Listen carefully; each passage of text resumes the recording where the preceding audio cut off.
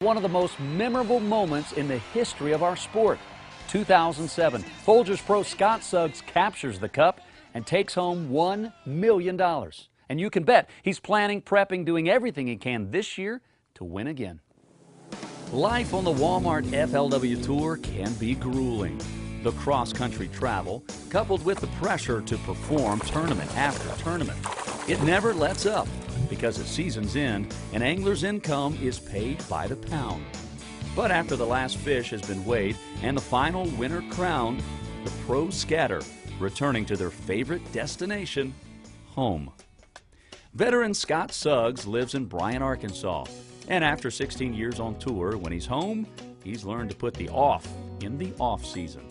Every person's different, but myself, there for a couple of years, I went out and I tried to fish 12 months out of the year. By the time the season really kicked off in February and March, I was burnt out. I was tired, I was sick of fishing, and I didn't perform well. So now, during the winter, Scott devotes his time to his other two passions, family and hunting, preferably both at the same time. But just because he's not doing any fishing doesn't mean he's not thinking about it. As many hours as I sit in a deer stand, you can only imagine what all goes through my mind. And I do. I relive most of 2010, and I try to start thinking and hoping and living 2011. By the first of the year, Suggs is ready to do more than just ponder the possibilities. I try to stay as far away from it as I can, so when the year rolls back around, I'm pumped, I'm ready, and right now I'm ready. Readiness begins in his garage. Wall-to-wall bait and tackle. The inventory is staggering. Usually if it's landed on this wall, it's not something that's going to, in my mind, going to play a role in the next event I'm going to. That means he must methodically assemble an arsenal for each and every tour stop. Part of it's custom built, like crafting jigs he can't find anywhere else. I pour my own. I pour a couple different sizes. I like certain hooks in them. I like certain paint colors. So I spend a lot of time in my off season, pouring jig heads, painting, tying jigs. That's where all the hunting comes in handy. Deer tails make great jigs. I'll cut it in little sections about like that right there, put it on my heads, tie my heads, and I'll have my own personal tied gray jigs, and this is Alva deer tail. As a matter of fact, I think it belonged to him. He also likes to do some recycling, performing a little cosmetic surgery on the oldies but goodies. I take them and I sand them down usually, and I repaint them and really kind of make them the colors I want. Don't be mistaken, Suggs believes the baits manufactured today are better than ever before. But on some days, there's just a shade of difference between winning and losing. We get on bodies of water that a crankbait's working really well. I can change colors using the same bait as everybody else, and I can throw a color that nobody else is throwing. With the guys we fish against, every little advantage counts. It doesn't matter if it's across the counter, when you painted, or when you tied. It's all up here when you're throwing it, the confidence level. You got to have the confidence in it to throw it and stay with it. That's where it's all at. So how do you build confidence?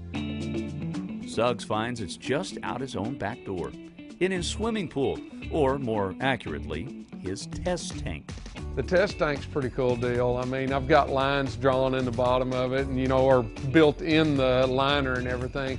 And it's just a giant test tank swimming pool for me and my kids, and a lot of bait testing goes on there. It's doing perfect. I mean, it's waving from side to side. His neighbors probably think he's gone off the deep end. Well, that one's perfect. That one is perfect. But really, Suggs is finding his rhythm, sweating the small stuff now. Now it's favoring a little bit to the left. Because here he can see what later he can only imagine.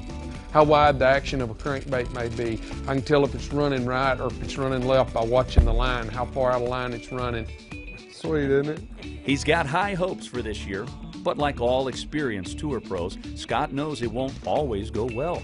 All this preparation is designed to minimize those bad days. It seems like I can ride a lake, spend a day on a lake, maybe not have a good day, and I don't get much sleep that night.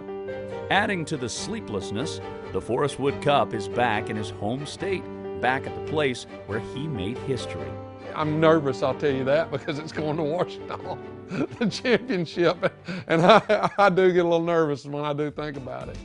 His one-man training camp calms the nerves, and who knows if he finds just what he needs on the wall of his garage, and his baits are running true.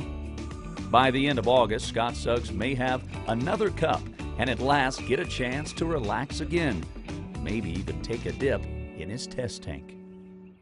Now, if Scott does win, he'll be the first angler in history to win 2 Forest Wood Cups, and we certainly do wish him luck right here on his home lake. Up next, we take you from millionaire to billionaire. We'll head to the Texas Panhandle and tell you why T. Boone Pickens is doing a lot more fishing these days. Yeah, I fished a couple tournaments over there.